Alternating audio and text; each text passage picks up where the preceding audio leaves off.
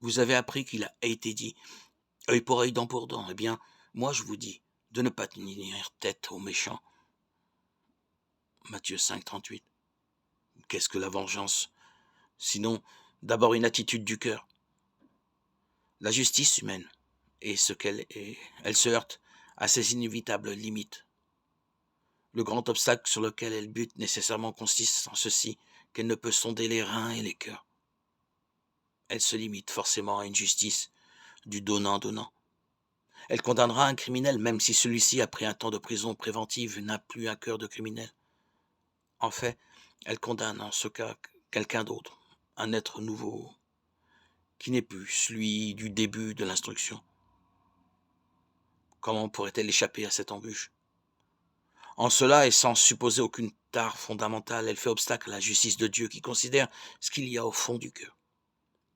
Mais cette attitude inévitable ou difficilement évitable pour la justice légale, chargée de défendre une certaine société, devient inacceptable à titre personnel pour le disciple du Christ. Une telle conception interdirait en effet d'épouser la vision de Dieu.